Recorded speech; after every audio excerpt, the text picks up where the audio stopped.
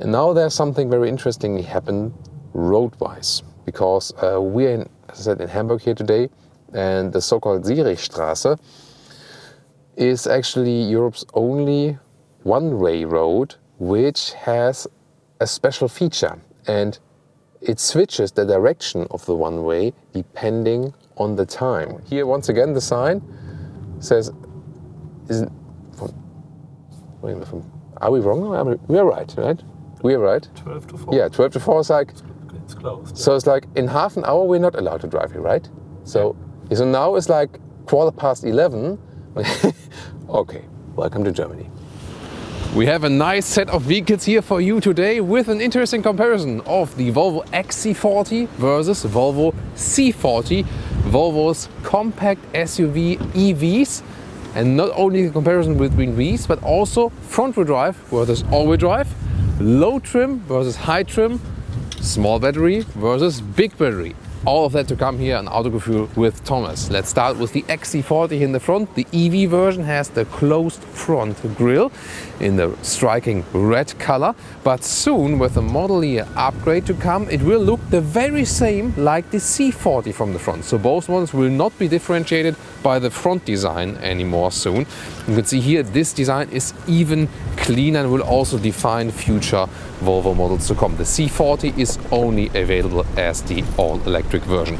The lights, you can see here the Thor's Hammer LED signature, and these here also the so-called pixel LED lights. This is a matrix option that is to come for the XC40 soon as well. 4,43 meters or 174 inches is the length, both the same. The difference is indeed here the roof line. The XC40 continues it in a typical SUV shape, whereas the C40 falls down, looks a little bit sexier definitely, and this is indeed also better as for the wind efficiency, for the resistance. Yeah, but it's not that it would be a huge range difference as for that. But definitely, and also here in that white color here, the C40 really looks striking, doesn't it?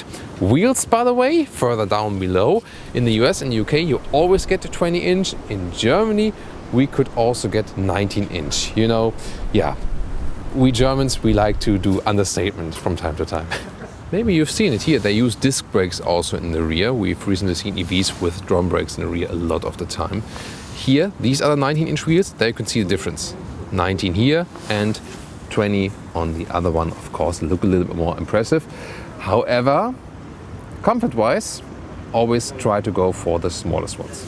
In the rear, it's interesting to play with these light signatures here, the vertical one in the XC40, and since you have here this rather flat window, they had to do something differently here, and they wanted to create the longest LED strip in the Volvo ever. But then again, this piece wasn't available all, you know, as one, so they had to make a cut here, and then there is this gap. And then they say, it looked maybe weird when there's just this gap and then this is the stripe, so they want to have a continuing gap folder, and this is the reason why they came up with this idea. Here once again, also with this small spoiler lip, it just looks a little bit more striking, the C40.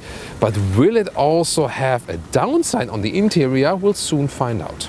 And here when it's a little bit darker, you can see how this rear lamp here builds up. Pretty cool effect, right? It looks really amazing. Also when I close the vehicle, yeah, there we go. And the turning indicators, well, not that spectacular in comparison. Here with the XC40, you can see it looks a little bit different. And in the front, the turning indicators replace the front daytime running light each. Very nice. And difference, front-wheel drive or all-wheel drive, is of course also top speed and the acceleration figures.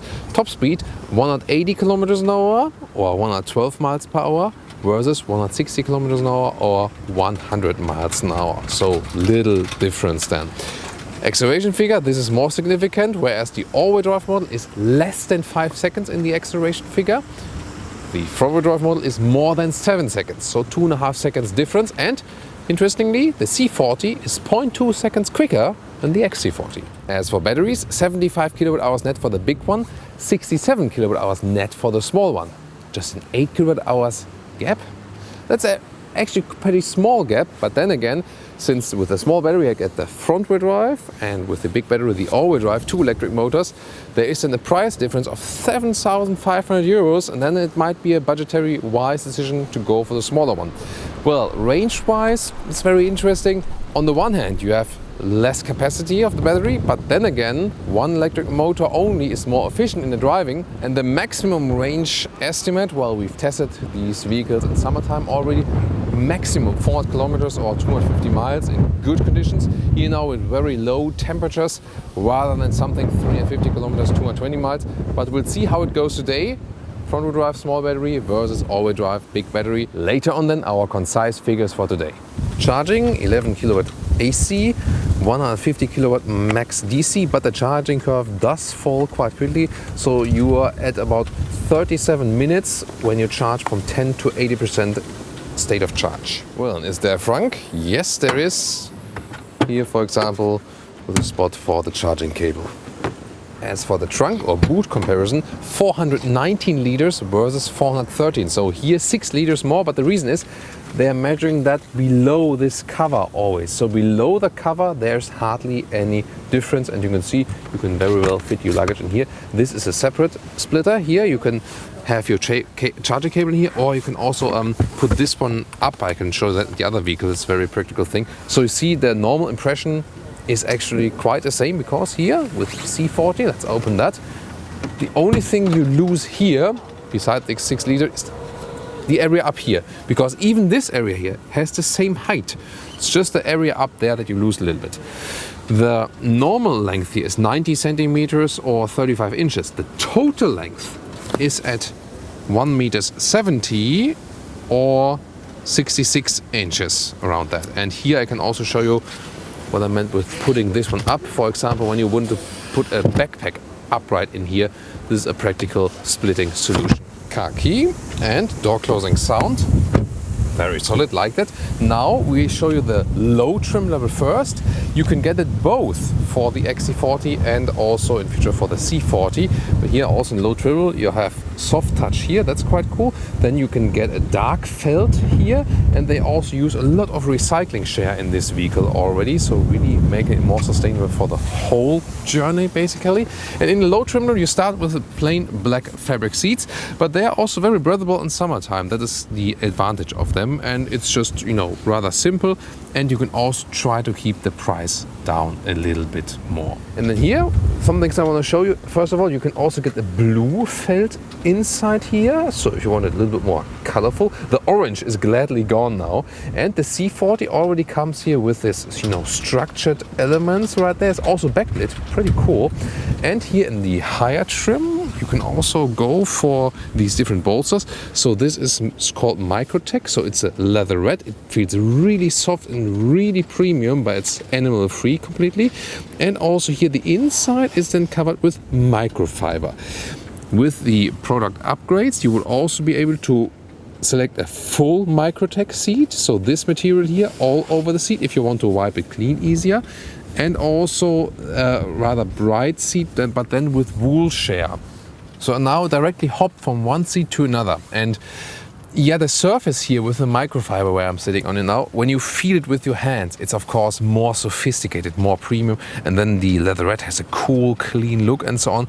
But to me, you know, it's rather about looks, because when you sit on the seat, there is not much comfort difference. So it's more about, you know, look and feel and so on. And I would say in wintertime the microfiber might be a little bit cozier. In summertime the fabric might be a little bit, you know, more breathable. So I would say when you want to spend the money and you're living in a rather cold climate and you like this cool, you know, sophisticated thing, then you go for the microfiber. Other than that, you can also stay with the fabric. And here in the rear also soft touch at the inside of the door. So the build quality we see here, I'm really satisfied with that. And once again, this Microtech, this leatherette material they have here, it has a very, very interesting surface. Yeah, it's really fun to cuddle it a little bit. But here in the rear then, also with the blue floor mats here, I think the styling is pretty cool. And the thing is here, when you have bright, light, white floor mats, like with the EQS recently, it's a catastrophe. But here with the, you know, bluish color, you don't see dirt on it that quickly. So here now, headroom, this is the one with the panoramic roof, but the C40 here has a fixed panoramic roof. You can see it, you cannot open it. And when I put my spine up, then I do hit my head at the seating with 186 or 6 with 1. If I'm a little bit more relaxed, it works. So that's the only catch with the C40. You lose a little bit of headroom. Here, as for the knee room, when I'm with a tall driver in the front, it does exactly fit. It's not the longest vehicle. It's not a purpose-built EV platform yet. I think it's okay. However, you do have that huge middle tunnel here. You can very well see due to the blue contrasting color right here, huge middle tunnel. That's also one drawback. And here the XC40, first of all, I can put my spine up and do not hit the ceiling with my head. So a little bit more headroom here, that's the advantage. So when you have Michael Jordan kids in the rear, better go for the XC40. If you want cool looks on the outside, no kids, then the C40 it is. And here, also difference, you have the panoramic roof, which you can also open. It doesn't look that cool then, because you have that split bar in here, but then you can also open it and leave some fresh air in. And you also have then the cover for really hot summer days. Well, and fun fact, I want to show you how to close the panoramic roof cover now, or maybe how to open it here, but I'm sitting here in the rear now. But then again, here in the front, I cannot control anything because the car has this sensor in the seat if a driver is present. So that I can activate the car, I now do this.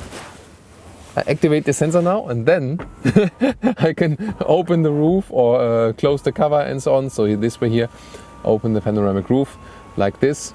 There's this strange slider here in the front, by the way. So this is more complicated than with real buttons. Hashtag capacitive BS. So in this way, then you slide forward. Then there, we have no feeling for it. But then here with this shade. But it's very interesting with the sensor. So obviously, it just needs like one presence. Ah, there's the driver present. Clean Scandinavian layout for the cockpit. Soft touch here, and then you have these, these structured inlets here. Very beautiful. 9-inch vertical screen. We know it from older Volvos, but there's of course the different software here at the moment with the 360-degree view. Steering wheel cover also now animal free, so there's no animal leather in this vehicle whatsoever, and also real buttons on the steering wheel. That's also good here, for example, left side for the cruise control. Soon more to the instruments. And here one big button here definitely still for the volume control. That's good to have. Temperature control, however, you have to do then here in the screen or use the voice input. Set temperature to 22 degrees.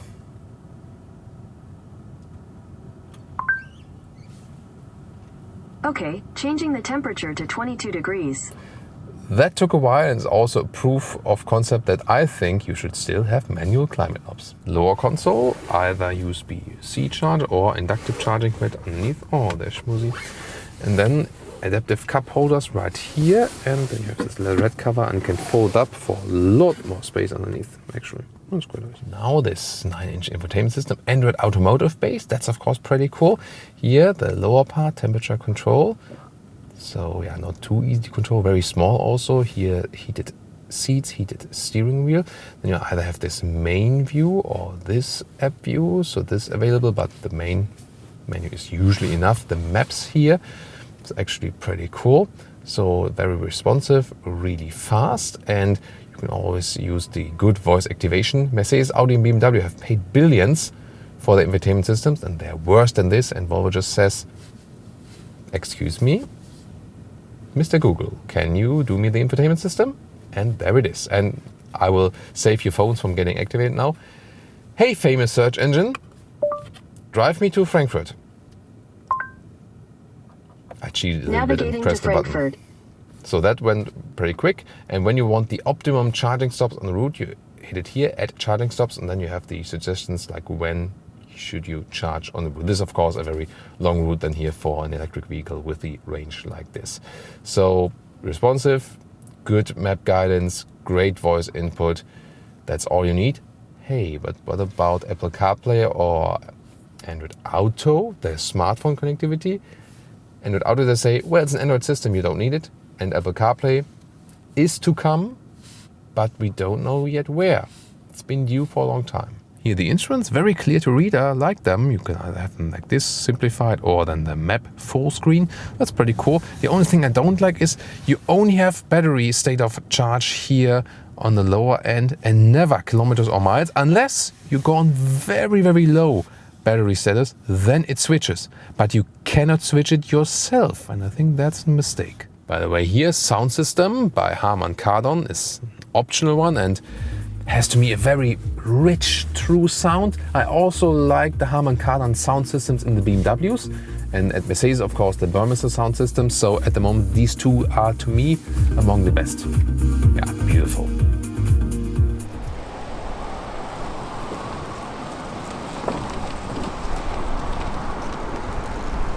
Synchro, 1, 2, 3.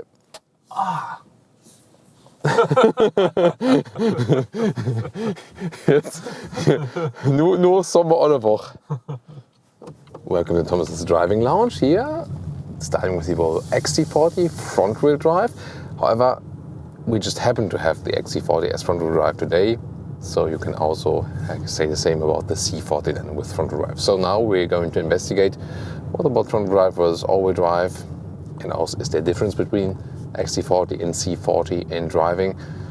Do you need more power, and do you need the bigger battery actually? Here from a traffic light. 50. So of course you don't have the biggest punch. The steering wheel does give you some feedback because you just have the front wheel drive, but you see it's actually reasonably quick. So for city driving, the front wheel drive is definitely fast enough. We'll soon also head out to the motorway and see if there is then something like, we need more power or something. But for city driving, definitely more than enough. In general about this vehicle, it feels great as a city vehicle, low center of gravity because of the battery pack. Steering input here is really good, feels precise and also natural. Here I have a map guidance set at the moment, central screen, and I also have it full screen here on the instruments, so very well to read. And of course the Google Maps guidance is really good. Oh, there's a squirrel across the road, therefore we always need to pay attention to the road, of course, and not always looking at the camera. So therefore I'm not watching at the camera too often actually, due to squirrels, definitely. And maybe also humans.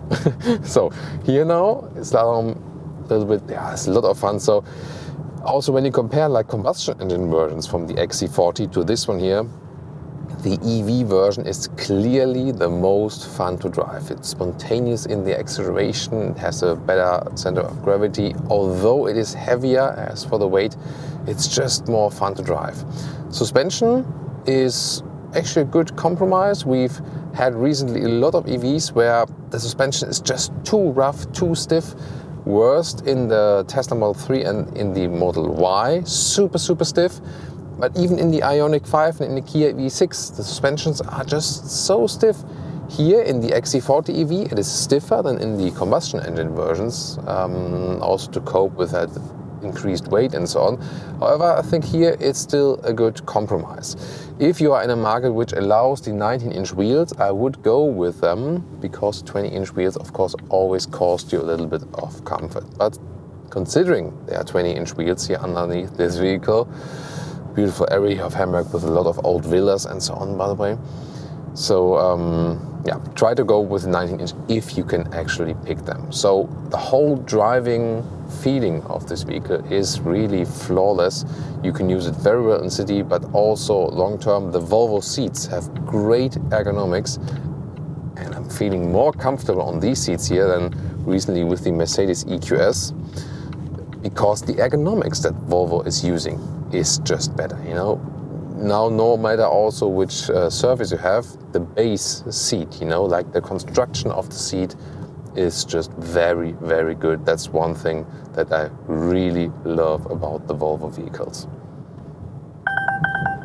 Oh, that was interesting. That was the emergency braking assist that was kind of starting because there was someone coming from the right.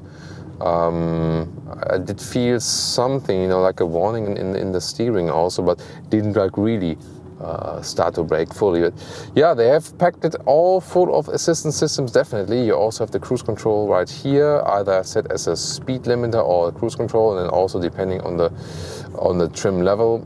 And you can also get a blind spot monitor, which is also built in here. So and so far, all the assistance systems, when you have the adaptive cruise control and so on, they are working very flawlessly. And now there's something very interesting happened road-wise, because we're, as I said, in Hamburg here today, and the so-called Zirichstraße is actually Europe's only one-way road which has a special feature, and it switches the direction of the one-way depending on the time. And you can see here, I'm not sure if you can see it on camera, but on the left, I could not go left at this moment. This is like an adaptive sign. And when I would go left, I would, be against the law. And it says between, 4 and 12, there's like a changing point. And now I'm actually going in the proper direction. And it can be really funny when you, for example, park at the side of the road. Here it says like, it's blocked from 12 to 4. So, yeah, you really have to think about this, Here, once again, the sign says, are we wrong? We are right? We are right? 12 to 4. Yeah, 12 to 4 is like, it's closed. So it's like, in half an hour, we're not allowed to drive here, right? So now it's like 11:15, but in half an hour, we would be breaking the law if we would go the same way now. That's interesting. And then, it must be crazy when you're living in this street, right? And then, so they say there's like a rule. So when you park next to here, like right along the street, you might be facing the wrong direction. And they don't want people to, turn all the way all day on the street. So then it's allowed to drive a little way, like a little piece in the wrong direction, even at that time, and then turn at the next intersection. Okay, welcome to Germany. And now motorway, acceleration 80 to 120 kilometers an hour with the front wheel drive.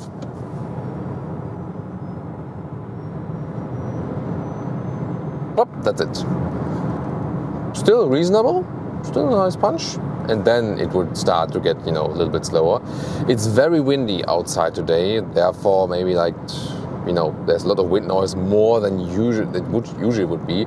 Noise insulation in general is actually quite decent in this vehicle, just at really, really high speeds, but it's also not meant to be, Here at 120 kilometers an hour, this is here like a current electric. You got that? A current electric consumption? Yes, thank you so much. Here, it's funny, okay? Yeah. Here we have around 35 kilowatt hours per 100 kilometers. So you see here on motorway, consumption goes up quite quickly. In general, in city traffic so far, we're more at less than 20 kilowatt hours per 100 kilometers. But we see here, also due to the building form of the vehicle, it's not that aerodynamic. Indeed, motorway electric consumption is somewhat of a problem, and that would mean that the range significantly drops then at these speeds. But with a mix of city traffic and some motorway at different speeds, we end up here at the moment at some 22 kilowatt hours on 100 kilometers.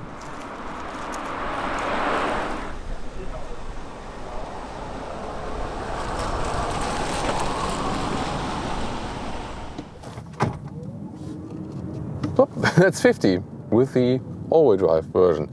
Yeah, racing from traffic light to traffic light, of course, doesn't really make sense. That was just for testing purposes now. But you saw the difference. Especially that difference, 0 to 50. Wow, huge difference. So this all-wheel drive version here has a lot more boost and punch. It's actually that aggressive in the acceleration that it especially applies a lot of G-forces on the passengers. Yes. Yes. Cornelius is still alive. Yeah, gladly. Yeah, but you really have to be gentle with the pedal there. There's a big question, like, do we still call it throttle pedal then? Or shall we call it energy pedal then? Or just pedal? Maybe different discussion next time. So one pedal driving feeling definitely here. You just use the pedal and that one pedal and that's it. So you have a strong recuperation as soon as you lift your foot off the throttle or the pedal, and there's no recuperation setting here. Also, on the one hand you can say, hey, that's beautiful here, Hamburg Ulster. it does make things easy when you can't set anything, and you just have to learn driving this one pedal driving, because here now gently off the throttle that you can finally dose, like when am I coming to a stop, and you learn that quite quickly. And it indeed also then comes here to a full stop. And then when you also gently apply the throttle, gently lift it again, then your passengers can also live with that. I think they found a good setup here. Electric driving, EV driving is about the one pedal driving mainly. I think it's a good decision because safety thing, when you lift your foot off the throttle and then switch in that split second, you're already decelerating. That might be a safety factor indeed. It's of course not a safety factor if you recuperate too harsh all the time and someone hits you in the back or something. The brake light is being activated, by the way. That's, you know, really according to the deceleration moment you have. And since this is a harsh recuperation, when you really lift your foot, then the brake lights also appear. So indeed, the main difference then from the drive, all-wheel drive, is that really spontaneous power. You just have to be a little bit more gentle with that, definitely. With the front-wheel drive model, you can more or less drive like with a combustion engine in a, you know, same spec, but here you basically have a performance car, definitely, you know, and so you always know you have more than you could actually use. Yeah, but the driving feeling itself is pretty much similar then, besides of the acceleration. And also, since we are now here in the C40, is there any difference we could feel? Only when I look to the rear mirror, then I see, yeah, okay, the overview to the rear is a little bit worse than with the XC40. So that's one disadvantage. It's just a smaller window than there in the rear. I can still see to the rear, yes, but definitely XC40 delivers a better overview. When we soon come to the motorway, we do another acceleration at higher speeds, and also as for the energy consumption figure, now we have two biases in a different direction. First of all, told you earlier, the aerodynamics of the C40 are a little bit better. Indeed, in the 0 to 100 kilometers or 62 miles an hour acceleration figure is 0.2 seconds advantage for the C40, because especially in that area like 60 to 100, the aerodynamic effect already plays a role. That also means here in the city, doesn't matter. But when you're driving at motorway speeds, the C40 will be more efficient. However, in this spec here, we have the big battery. The small battery we just had in the XC40, and also one electric motor more here. So we have a little bit more weight than here. So more weight can lead to a higher consumption. Then again, C40 low. So maybe the effect will be evened out. But the major thing is, this is the same platform. It's more or less the same vehicle. I don't expect too much difference actually. The main difference will appear when you really use this power. So when you drive both vehicles, front-wheel drive and all-wheel drive, in the very same gentle way, you know, or in comparison to here you do have the power available. When you then always like what I did at the beginning, like speed the vehicle from traffic light to traffic light, or drive like big accelerations, super high speed in motorway, then of course the consumption will be much higher. But let's see what we will score. Now motorway driving with the all-wheel drive C40 when we're already at speed, so 80 kilometers to 120 kilometers an hour, same as before. Let's go. Plop, that's it. Okay, that's a massive difference. Wow. This is really a performance car. Yeah. I mean, it's 2.5 seconds and that it's quicker in the initial acceleration, but here, even at higher speeds, it's still so much quicker. It really feels like a performance vehicle, no doubt. And even here, it's so quick. You can see that the front hood, you see it on camera actually, at the front when I'm hitting the accelerator pedal, it's like a G-Class accelerating now, because the weight is being shifted to the rear. And then we have that, wow, super powerful acceleration. So if you're an acceleration friend, then this will give you so much more fun. And of course, when you're thinking you would drive even faster on the motorway, well, then of course you still have more punch.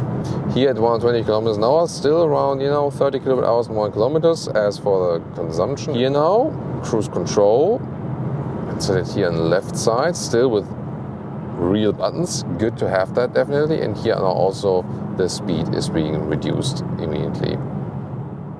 We can also check out the blind spot monitor here on the right side. Let's see, should appear right now. There we go. You see this kind of red boomerang. It's a very nice integration. When you hit the turning indicator, then you even get a flashing warning, for example. Works, of course, both sides. So motorway-wise, all-wheel drive is definitely the way to go. And C40, XC40, I think it's really a thing of which passengers do you have in the back there? Do you need that extra trunk height above the cover? Yeah, but then efficiency, of course, when you drive a lot of motorway, will be better with the C40. But I think at the end of the day, it's more or less a question of design.